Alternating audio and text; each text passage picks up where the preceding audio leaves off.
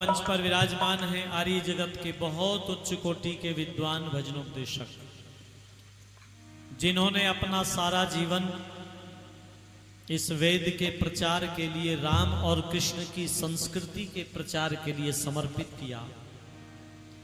मेरे जैसे अनेकानेक नवयुवकों की प्रेरणा के स्रोत, जिनको सुन सुन करके हम बड़े हुए और अपने भजनों में बहुत साफ गोई से, बहुत सरलता से वेदों की बहुत गूढ़ बातों को बड़ी सरलता से जनमानस तक पहुंचाने वाले पूज्य पंडित श्री नरदेव जी के श्री चरणों में मैं वंदन करता हूं, उनका बहुत अभिनंदन करता हूं। मंच पर विराजमान है पूज्य पंडित श्री नारायण शास्त्री जी, आर्य समाज के बहुत उच्च कोटि के भजनोपदेशक आदरणीय पंडित श्री रामनिवास आर्य जी, बहुत ही सैद्धांतिक भजनोपदेशक आदरणीय भाई श्री ओमवीर आर्य जी, और मंच पर विराजमान हैं भजनोपदेशक परिषद के माननीय महामंत्री आदरणीय भाई श्री कैलाश कर्मठ जी, और उपस्थित सभी धर्म प्रेमी बंधुओं, पूजा व सत्कार के योग्य वंदनीय मातृशक्ति है। बहुत अच्छी अच्छी चर्चाएं मेरे से पूर्व भजनों के माध्यम से आप श्रवण कर रहे थे। उस परम पिता परमेश्वर ने ये सुंदर मानव का चोला हम सबको देकर के इस धराधाम पर भेजा,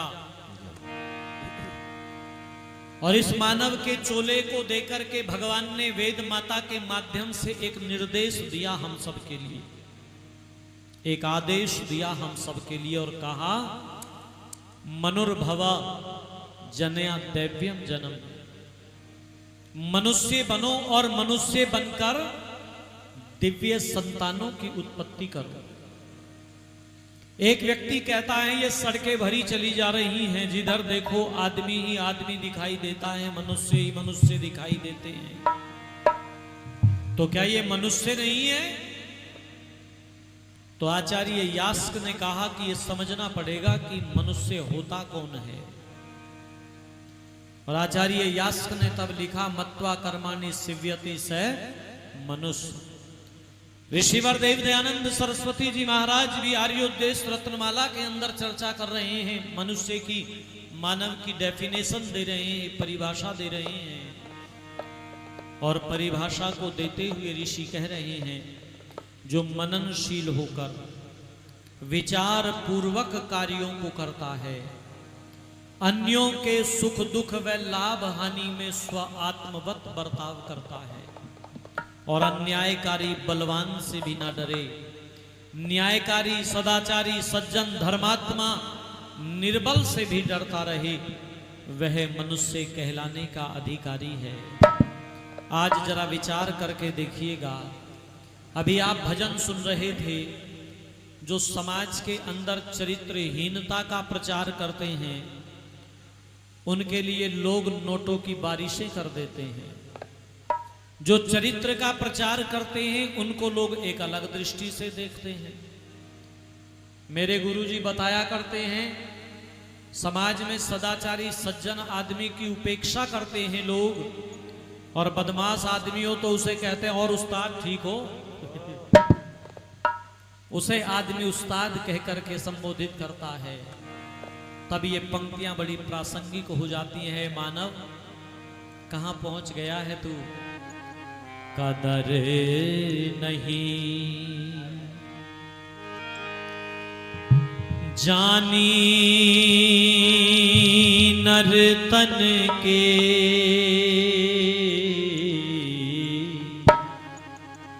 कदर न जानी नर्तन के, कदर नहीं जानी नर्तन के, कदर न जानी नर्तन के, लगन लगी रे, लगन लगी रे, लगन लगी रे मन विषयन की, कदर नहीं जानी नर्तन के कदर न जानी नर्तन की। लगन लगी रे, लगन लगी रे, लगन लगी रे मन विषयन की। कदर नहीं जानी नर्तन की, कदर न जानी नर्तन की, कदर न जानी नर्तन की। सबसे उत्तम मानव चोला दिया प्रभु ने है अनमोला। सबसे उत्तम मानव चोला दिया प्रभु ने रे अनमोला। सबसे उत्तम मानव चोला दिया प्रभु ने है अनमोला। सार न जानी, सार न जानी, सार न जानी जीवन की। कदर नहीं जानी नर्तन के, कदर न जानी नर्तन की। लगन लगी रे, लगन लगी रे, लगन लगी रे मन विषयन की। कदर नहीं जानी नर्तन की, कदर न जानी नर्तन की। मैं ही रहूं इस जग के अंदर, धन जोड़ा बन करके सिकंदर। मैं ही रहूं इस जग के अंदर, धन जोड़ा बने करके सिकंदर। मैं ही रहूं इस जग के अंदर, धन जोड़ा बन करके सिकंदर। खाल उतारी, खाल उतारी, खाल उतारी निर्धन की। कदर नहीं जानी नर्तन की, कदर न जानी नर्तन की। लगन लगी रे, लगन लगी रे, लगन लगी रे मन विषयन की। कदर नहीं जानी नर्तन की, कदर न जानी नर्तन की, कदर न जानी नर्तन की। को नरेश शुभ कर्म किया कर, दुखियों के फटे दिल को सिया कर। तो नरेश शुभ कर्म किया कर, दुखियों के फटे दिल को सिया कर। तो नरेश शुभ कर्म किया कर, दुखियों के फटे दिल को सिया कर। चर्चा हो तेरे, चर्चा हो तेरे, चर्चा हो तेरे गायन की, कदर नहीं जानी नर्तन की, कदर न जानी नर्तन की। लगन लगी रे, लगन लगी रे, लगन लगी रे मन विषयन की। कदर नहीं ओ जानी नर्तन की।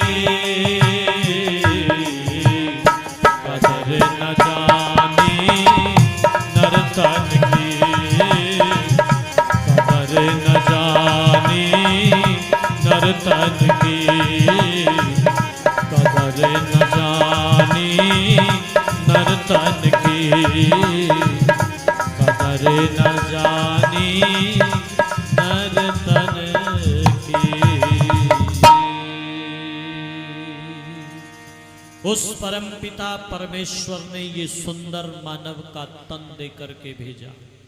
सबसे उत्तम मानव चोला दिया प्रभु ने है अनमोला। रामचरितमानस में भी पढ़ने के लिए मिलता है। काक भुसुंडी गरुड़ संवाद की चर्चा दिन में हमारे आदरणीय भाई श्री ओमवीर जी कर रहे थे। जब प्रश्न किया काक भुसुंडी जी से गरुड़ जी ने कि सबसे उत्तम चोला कौन सा है, बड़ी सदी हुई भाषा का प्रयोग करते हुए पूछा कि नाथ मोहि निज सेवक जानी, सत प्रश्न मम कहे बखानी। 7 प्रश्नों का समाधान चाहता हूं, उत्तर चाहता हूं। और पहला प्रश्न पूछा कि प्रथम ही कहूं नाथ मति धीरा, सबसे दुर्लभ कवन शरीर, सबसे दुर्लभ शरीर कौन सा है। तो उत्तर देते हुए कहा कि नर तन समय नहीं कौन विदेही, नर तन समय नहीं कौन विदेही, नर तन समय नहीं कौन विदेही, जीव चराचर जाचत जेहि, जीव चराचर जाचत जेहि, जीव चराचर जाचत जेहि, जीव चराचर जाचत जेहि। सबसे दुर्लभ चोला है ये मनुष्य का चोला। ये मानव का तन उस परम पिता परमात्मा की सबसे श्रेष्ठ कृति है। लेकिन ये विचार करना पड़ेगा कि ये मानव श्रेष्ठ कैसे है। याद रखना, पशु और पक्षियों के गिरने की सीमा निर्धारित होती है, परंतु इस मानव के गिरने की कोई सीमा निर्धारित नहीं है। आप चर्चा सुन रहे थे, ये मानव का चोला तब श्रेष्ठ है जब इस मानव के जीवन के अंदर धर्म है। और शास्त्रकार ने कहा आहार निद्रा भय मैथुनंच सामान्य में तत्पशु भी नराणाम, धर्मो ही तेषाम अधिको विशेषः, धर्मेण हीनः पशु भी समान। जब ये धर्म के मार्ग पर चलता है तो ये मानव का चोला श्रेष्ठ बनता है। जब ये अधर्म के मार्ग पर चलता है तो ध्यान दीजिएगा, भाई भाई के लिए ये कहता हुआ दिखाई देता है कि 5 गांव की बात कर रहे हो कृष्ण, जितनी जगह में सुई की नोक टिकती है इतनी जमीन भी बिना युद्ध के नहीं दूंगा। योगीराज भगवान श्री कृष्ण जी महाराज ने दुर्योधन से पूछा था, दुर्योधन क्या तू धर्म नहीं जानता? तो उसने कहा था, जानामि धर्मम न च मे प्रवृत्ति, मैं धर्म को जानता हूं पर उसमें मेरी प्रवृत्ति नहीं है। और कहता है, जानामि अधर्मम न च मे निवृत्ति, मैं अधर्म को भी जानता हूं पर उससे मेरी निवृत्ति नहीं है। अधर्म के मार्ग पर चलता है तो भाई को भाई समझने के लिए तैयार नहीं है। और लोगों, मेरी माताओं बहनों, जब धर्म के मार्ग पर चलता है तो इसके जीवन में त्याग आता है, इसके जीवन में समर्पण आता है, इसके जीवन के अंदर सत्संग आता है, इसके जीवन के अंदर परिवार के लिए बहुत सुंदर भाव हमेशा उपस्थित रहते हैं, हमेशा वर्तमान रहते हैं। रामायण की चर्चा सुन रहे थे, 14 वर्ष का वनवास श्री राम को हो गया।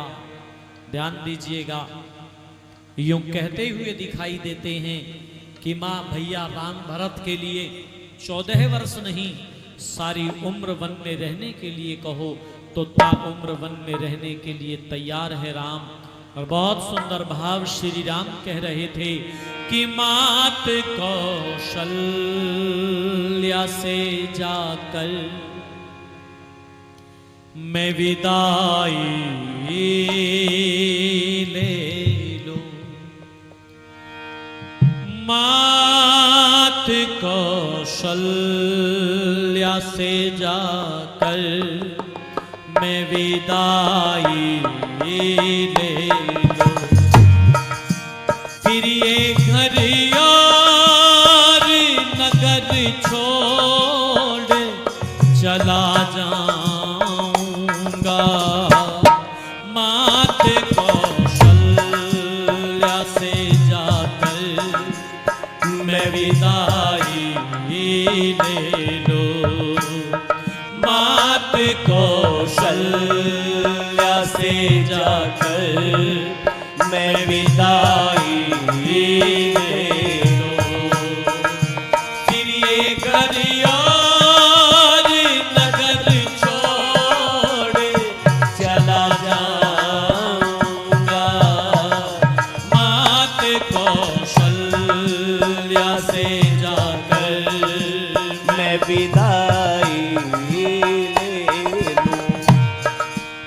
जो मेरे वास्ते पिताजी ने आदेश दिया, जो मेरे वास्ते पिताजी ने आदेश दिया, और वन जाने का जो आपने निर्देश दिया, और वन जाने का जो आपने निर्देश दिया, पुत्र के नाते, पुत्र के नाते वो कर्तव्य मैं निभाऊंगा,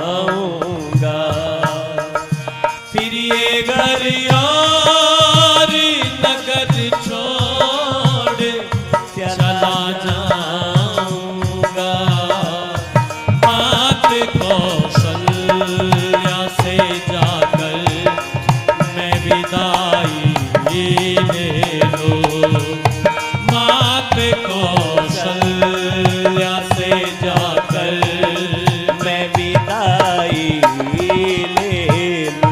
और भरत के वास्ते महलों को छोड़ जाना पड़े, भरत के वास्ते महलों को छोड़ जाना पड़े, सकल जीवन यदि वन में मुझे बिताना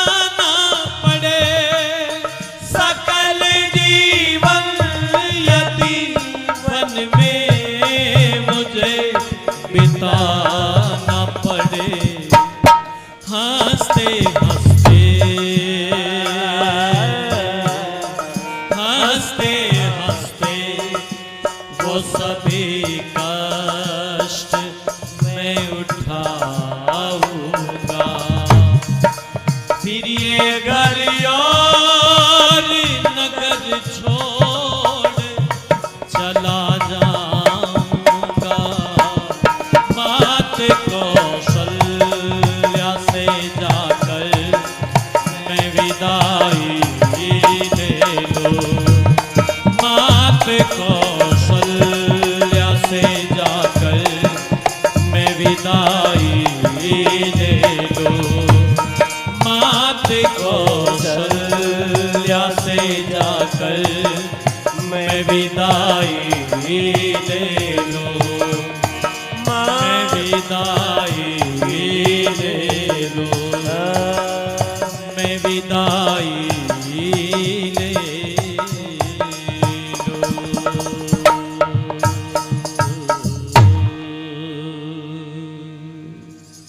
माताओं, बहनों, धर्म प्रेमी बंधुओं, जब मानव का निर्माण हुआ था, जब मानव ने अपने जीवन के अंदर मानवता के मूल्यों को अपनाया, तो पुत्र पिता के लिए ये कहते हुए दिखाई देते हैं श्री राम के रूप में कि पिता कहें तो राम पर्वत की चोटी से कूदने के लिए तैयार है। पिता कहें तो राम हलाहल विष का पान करने के लिए तैयार है। पिता कहें तो धधकती हुई ज्वालाओं में कूदने के लिए तैयार है राम। एक बार पिता कह तो दें, पिता कह तो दें। और कैकेयी महारानी से बोले, माँ मेरे पिता नहीं बोलते, पर आप मेरे पिता के मन की जाननहारी हो, मुझे बताओ मेरे पिता क्या चाहते हैं, उस काम को अभी इसी समय कर देगा राम। और आप भली भांति जानती हो कि राम एक बात को दो तरह से कहना नहीं जानता। रामो दुर्न अभिभाषते, रामो दुर्न अभिभाषते। एक बात को दो तरह से कहना नहीं जानता राम। पिता की आज्ञा का पालन करने के लिए पुत्र पर्वत की चोटी से कूदने के लिए तैयार है। लेकिन जब जीवन के अंदर से मानवता गई तो थानेदार साहब, मैं श्री राम कथा करने के लिए झारखंड की राजधानी है रांची, वहां पर एक उद्योगपति हैं श्री शत्रुघ्न जी, उन्होंने मुझे बुलाया। एक वृद्ध आश्रम में वो राम कथा थी और उन वृद्धों के बीच में मुझे रहने का अवसर मिला।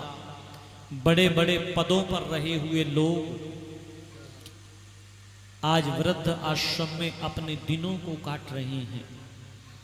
मैंने उनसे पूछा कि ये वृद्ध यहां पर बैठे रहते हैं, इस गेट की तरफ देखते रहते हैं, तो जाओ वहां पर एक बहन थी मैनेजर, उस बहन ने मुझे बताया, आचार्य जी ये उस दरवाजे की तरफ देखते रहते हैं कि शायद आज कोई घर का कोई बेटा कोई पोता हमसे मिलने के लिए आ जाएगा, कोई मिलने के लिए आ जाएगा। मैंने उनसे कहा ये घर क्यों नहीं ले जाते इन बुजुर्गों को? उसने कहा, आचार्य जी ये बुजुर्ग अब घर वालों के लिए बोझ बन गए हैं, जिन्होंने सारी उम्र परिवार का लालन पालन किया हाड़ तोड़ मेहनत करके, कहां पहुंच गए हम? सारी उम्र जिन्हें ढोते हैं घर के बूढ़े लोग, उनके लिए अब बोझ हो गए, उनके लिए अब बोझ हो गए घर के बूढ़े लोग। सारी उम्र जिन्हें ढोते हैं घर के बूढ़े लोग। और जरा ध्यान से सुनिएगा, ये पंक्ति वो जानते हैं कि जिस फसल को वो बो रहे हैं, जब वो फसल पकेगी तो वो इस धराधाम को छोड़ करके चले जाएंगे, लेकिन फिर भी उनको पता है जब ये पकेगी वे न यहाँ होंगे। फिर भी फसल नहीं बोते हैं, फिर भी फसल नहीं घर के बूढ़े लोग सारी उम्र जिन्हें ढोते हैं घर के बूढ़े लोग। और मैं परिवारों में बैठ कर के बेटों से कहा करता हूं कि अपने पिता को कभी गौर से देखना, अपनी माँ को, अपने दादा को, दादी को कभी ध्यान से देखना। गौर से देखो एक उजाला फैला रहता है,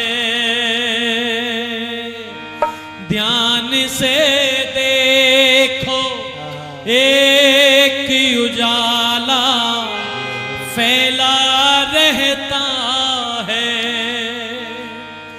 जहां देवता से सोते हैं, जहां देवता से सोते हैं घर के बूढ़े लोग सारी उम्र जिन्हें ढोते हैं घर के बूढ़े लोग। उनके लिए अब बोझ हो गए घर के बूढ़े लोग सारी उम्र जिन्हें ढोते हैं घर के बूढ़े